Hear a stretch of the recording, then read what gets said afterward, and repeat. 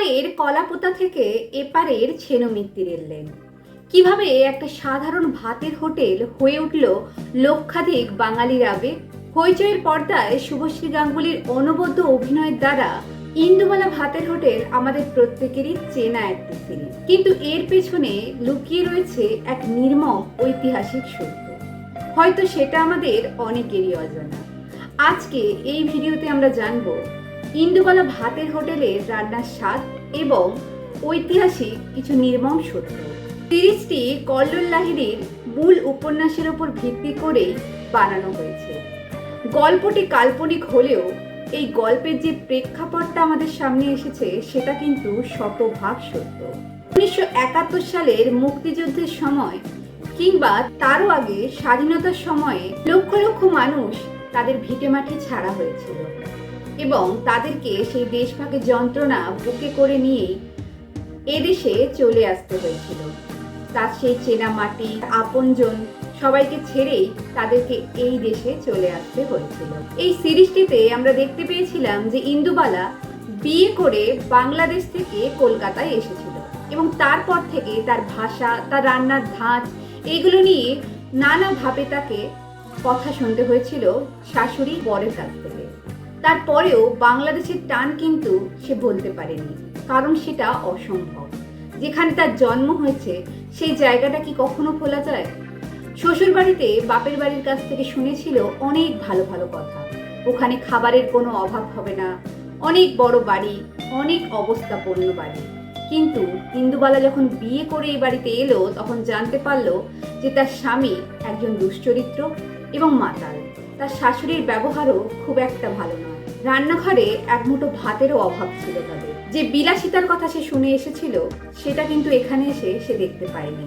তার স্বামীর ছিল প্রচুর দেনা। বিয়ের পর থেকেই তার বাড়িতে নানা রকমের লোকজন এসে করানার্ত টাকার জন্য, এবং তার স্বামী প্রত্যেক দিন তার বইয়ের গয়নাগুলোতেও হাত দিতে ছাড়েনি। একে একে সমস্ত গয়না, এমনকি পেতলের থালা বাসন পর্যন্ত ঘর থেকে নিয়ে চলে গিয়েছিল তার স্বামী তার এই মাতাল এবং দুশ্চরিত্র স্বভাবের জন্য। হঠাৎই একদিন তার স্বামী শরীর খারাপের খবর ইন্দুবালার কাছে আসে। ইন্দুবালা জানতো না যে তার স্বামী নিষিদ্ধ পল্লীতে যায়, এবং সেই দিনই সে জানতে পারে যে তার স্বামী নিষিদ্ধ পল্লীতে যায়, কারণ সেখানে কোনো ডাক্তার যায় না। তারপরেই তার স্বামীর মৃত্যু হয়। স্বামীর মৃত্যুর পর দুই সন্তান তার কাছে ছিল, তার বড় ছেলে সুদীপ এবং ছোট ছেলে প্রদীপ। তাদের দুজনকে নিয়েই ওই বাড়িতে থাকা তার পক্ষে দায় হয়ে গিয়েছিল, কারণ তার বরের এত দেনা ছিল, সেই দেনা শোধ করার মতো কেউ ছিল না। পাওনাদাররা এসে তার বাড়িতে নানা রকম ভাবে তাকে বিরক্ত করতে থাকত। সেই সময়ই ইন্দুবালাদের বাড়িতে যে মাছ দিত তার সঙ্গে বন্ধুত্ব হয় ইন্দুবালার। নাম ছিল তার লক্ষ্মী। লক্ষ্মী তাকে এই ভাতের হোটেলের আইডিয়াটা দেয়, কারণ তার কাছে সে খাওয়ার বায়না করেছিল। লক্ষ্মী একে একে প্রত্যেকটা মানুষকে সেখানে নিয়ে আসে, এবং ইন্দুবালার যে প্রত্যেকটা রান্না যেগুলো বিখ্যাত, যেমন কচুবাটা কিংবা মাছের নানা রকম পদ, সেগুলো কিন্তু লক্ষ্মীর জন্যই ইন্দুবালা বানাতো। লক্ষ্মীর খুব প্রিয় ছিল কচুবাটা। তার প্রত্যেকটা রান্নার মধ্যে ছিল বাংলাদেশীয় স্বাদ, সঙ্গে ছিল ঘটি বাড়ির মিশ্রণ। মানে তার শ্বশুর বাড়ি এবং বাপের বাড়ি মিলিয়ে সে যে রান্নাগুলো করতো সেটা একেবারে ইউনিক হয়ে যেত। তাই তার হোটেলে প্রচুর মানুষের ভিড় জমতে শুরু করেছিল। তারপর থেকেই শুরু হলো ইন্দুবালা ভাতের হোটেল। কিন্তু সেই যে বাংলাদেশের টান, এক একটা খাবারের মাধ্যমে, এক একটা স্বাদের মাধ্যমে তার সেই বাংলাদেশের কথাই মনে পড়ে যেত।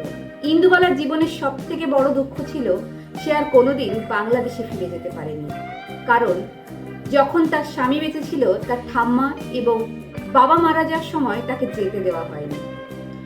শেষে যখন তার ছেলে তাকে নিয়ে যেতে চেয়েছিল তখন তার আর নিজের বাড়িতে অতিথির মতো যেতে ইচ্ছে করেনি।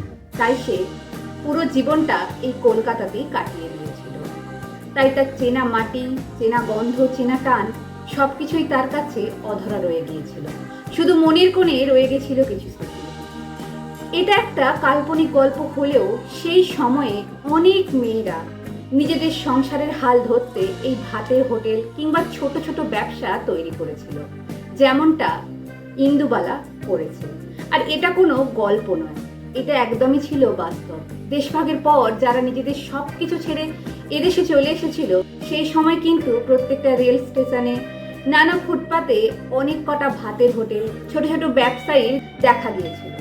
তারাও কিন্তু নিজের সন্তানদের, নিজের পরিবারকে সামলানোর জন্যই ইন্দুবালার মতোই বিজনেস শুরু করেছিল। তারাও হয়তো আর কোনোদিন বাংলাদেশে ফিরে যেতে পারেনি। এটা তাদের মনেরও আরও একটা কঠোরতম বাস্তব। এই ইন্দুবালা ভাতের হোটেল সিরিজের মাধ্যমে সেই কঠোর বাস্তবটাই আমাদের সামনে তুলে ধরা হয়েছে। গল্পটা কাল্পনিক হলেও এর প্রেক্ষাপট শতভাগ সত্য। এরকম অনেক নাম না জানা ইন্দুবালা তাদের জীবনের এই লড়াইটা এই দেশেই এসে লড়েছে এবং তাদের শেকড়টাকে এভাবেই বাঁচিয়ে রেখেছে। আপনাদের কি মতামত? এই সিরিজটা আপনাদের কেমন লেগেছে? আর এই সিরিজের সবথেকে কোন রান্নাটা আপনাদের প্রিয়? অবশ্যই কমেন্ট করে জানাতে ভুলবেন না।